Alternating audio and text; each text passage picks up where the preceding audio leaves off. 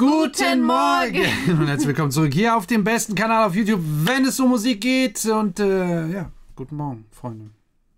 Hi. Oh ja, und ich habe noch einen Spezialgast hier, Dana Rolle. Fast hätte ich es vergessen. Nein, du hast dich falsch umgedreht. Du hast dich schon wieder einmal, du machst doch jedes Mal mit Absicht. Also Leute, wenn ihr wollt, dass es ein Ende habt, dann abonniert endlich diesen Kanal, denn wie versprochen, bei 100.000 Abonnenten treffen wir uns definitiv in der Mitte. Und vielleicht gibt es auch noch die ein oder andere schöne Überraschung, würde ich mal behaupten. Und noch ganz wichtig, zuhören, Achtung, in eigener Sache, alle, die es nicht mitbekommen haben, ich durfte hier ein Interview halten in diesem fantastischen, schönen Studio, das ich mir hier aufgebaut habe, bei hiphop.de. Ohne Greenscreen. Ohne Greenscreen? Ja, da kam irgendjemand auf die Idee, dass ein Greenscreen, na egal. Auf jeden Fall hatte ich da ein Interview mit dem Jonas Lindemann, der mich da netterweise für sein neues Format Macher eingeladen hat und gefragt hatte, wie ich das Ganze überhaupt hier aufgebaut habe, wie es dazu zustande kommt. Da bekommt ihr so eine, ja, ich sag mal so einen Rundumschlag in einer Stunde zusammengefasst, wie mein ganzes Leben ungefähr ablief und wie ich eigentlich dazu kam, wirklich das mit der Musik durchzuziehen. Da war nämlich einiges vorher noch los. Ich sag nur, keine Ahnung, zum Beispiel Medizinstudium oder sowas. Also ich war nicht immer hier Vollzeit Musiker und hauptberuflich Musiker und erst recht nicht hier YouTuber, wie das manche schon bezeichnen.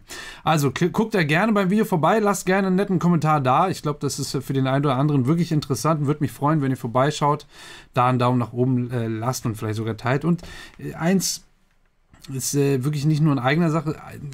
Es geht vor allen Dingen darum, auch die Leute ein bisschen zu motivieren und zu inspirieren, dass sie mehr an sich selber glauben. Also das Interview hatte wirklich nochmal eine tiefere Ebene und viele waren auch wirklich angetan, inspiriert, haben mir geschrieben die letzten Tage, DMs, E-Mails und so weiter, dass sie das wirklich getroffen haben, berührt hat und sogar motiviert hat, ihre Sachen durchzuziehen. Und das hat mich viel, viel mehr gefreut, als nur die Gelegenheit, dass ich da gesessen habe.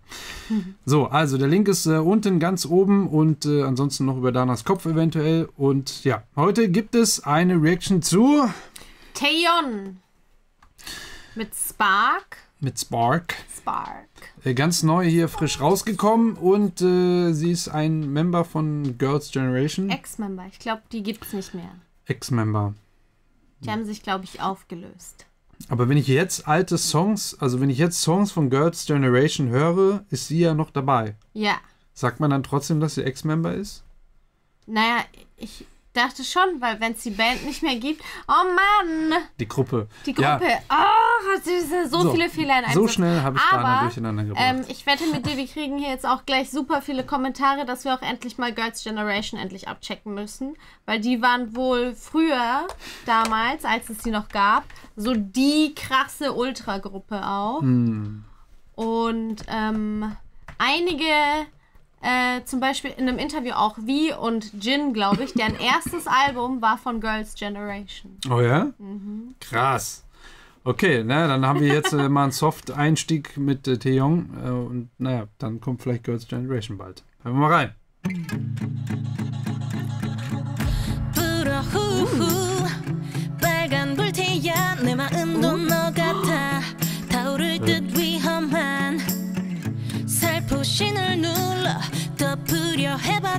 Das ist eine Akustikgitarre, ne? Tambourin.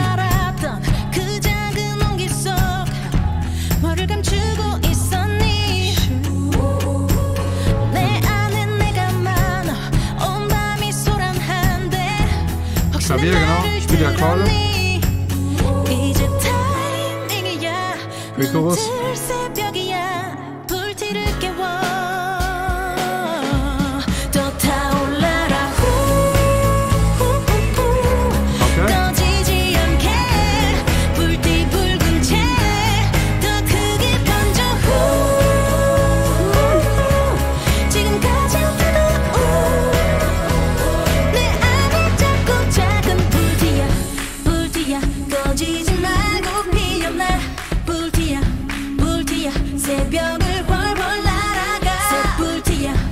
Ist ja sehr organisch tatsächlich, ist ja gar nicht so super elektro.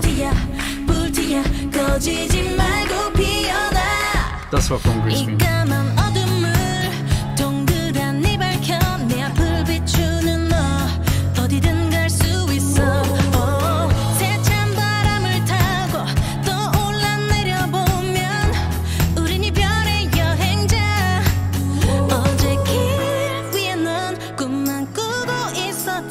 ganz typisch Pre-Chorus, wirklich dann nur das harmonische Instrument. Hier das Klavier, alles andere raus. Jetzt kommt ein bisschen eine Offbeat Hi-Hat. Der Riser, genau. Drumfill. Erinnert mich ein bisschen an der. Oder? Ja.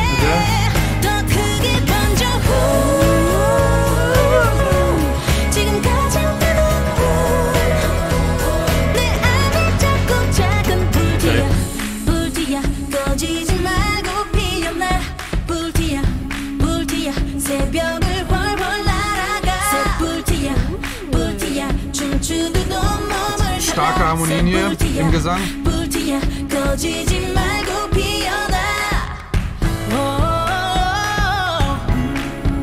C-Part oder was? Ohne Text? Hast du den Mund?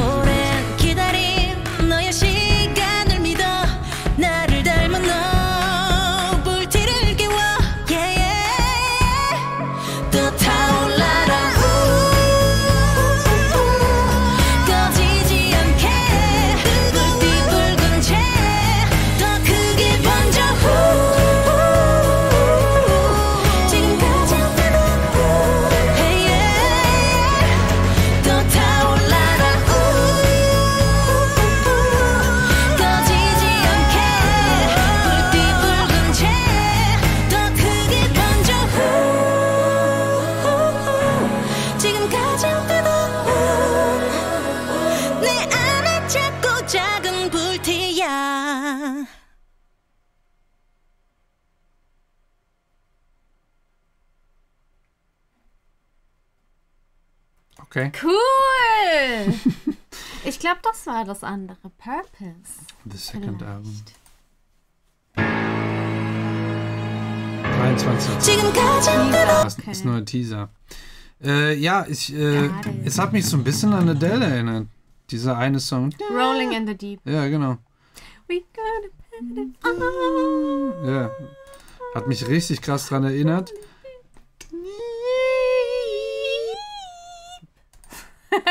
Trotzdem sehr, sehr cool. Ist mal ungewohnt tatsächlich, weil es auch sehr organisch hier angelegt ist von den Sounds, die benutzt wurden.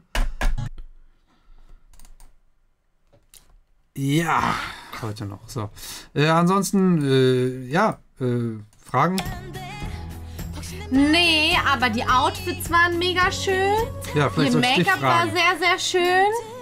Oh, mit diesem roten Ledermantel, auch allgemein so der Look von dem Musikvideo, den fand ich sehr schön mit den Farben, das Color Grading. Ja, ist tatsächlich alles sehr, sehr rund. Vom Konzept her auch schön umgesetzt. Die Choreos sind so entspannt, das sind nicht so stressige Choreos. Ja, nicht so viel. Man hört hier im Hintergrund halt wirklich so einen Chor, der da nochmal so eine harmonische Grundlage bietet.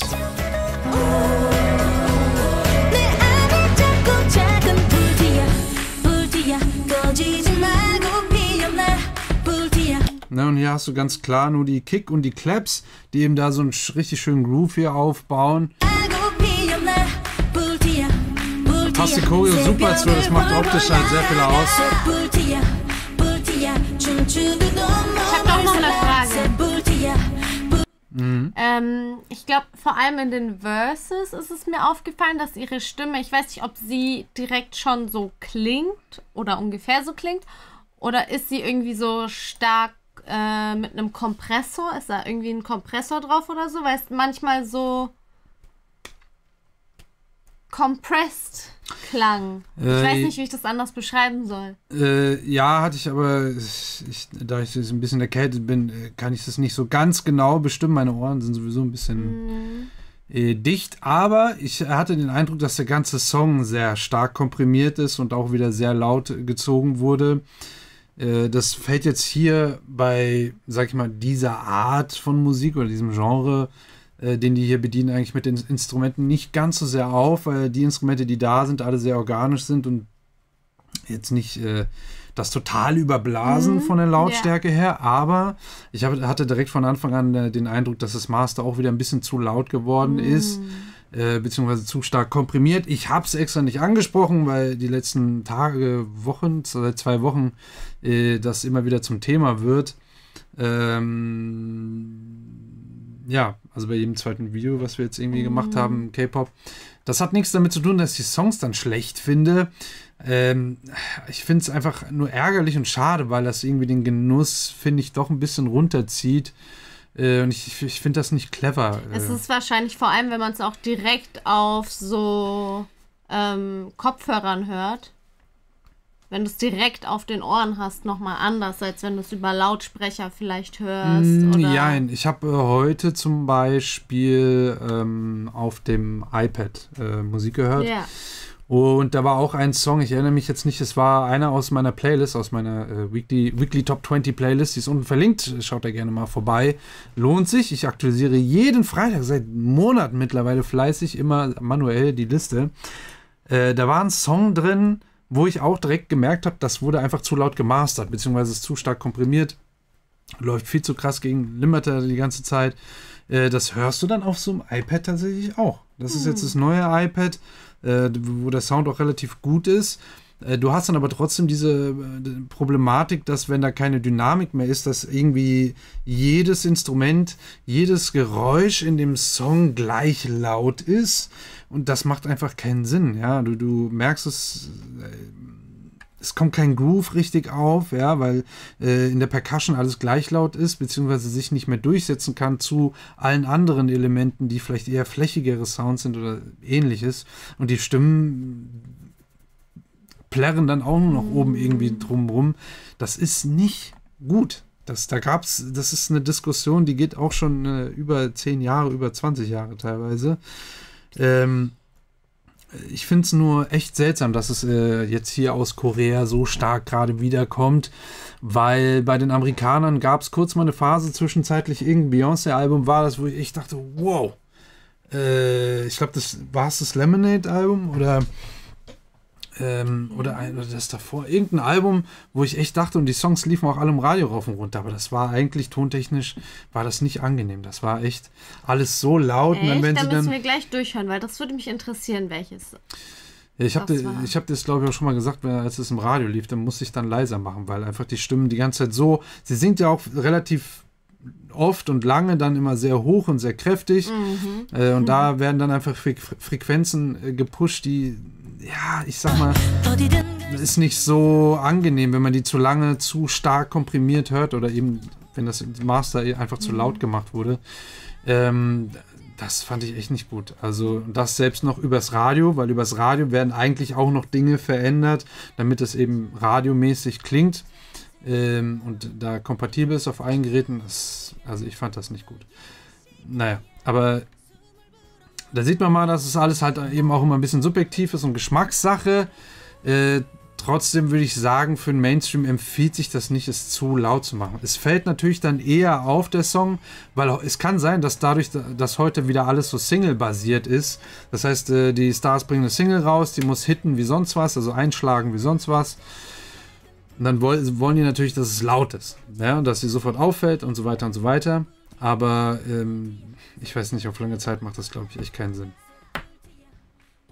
Ja, ich sehe Dana schon weg. Ihr wahrscheinlich auch. Ich hoffe, ihr hattet Spaß direkt bei mir und reinpacken. habt was gelernt. Falls ja, lasst gerne ein Abo da, ne? Nicht vergessen. Und wir machen jetzt Thumbnail Time.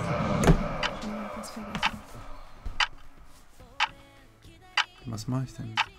Du findest ihn gut? Ich auch. So, also nicht vergessen, Abo da lassen, Glöckchen an und guckt bitte gerne unten bei dem Interview vorbei, da ist ein Link drin. Würde mich wirklich, wirklich freuen. Ist auch wirklich meine Lebensgeschichte quasi. So wie die Kamera hier jedes Mal ausfällt, hatte ich das auch ab und zu mal in meinem Leben vielleicht. Deswegen, ich glaube, das wird echt einige von euch interessieren. Dann wisst ihr auch mal, was hier überhaupt abgeht und warum ich hier sitze. So, vielen, vielen Dank und tschüss.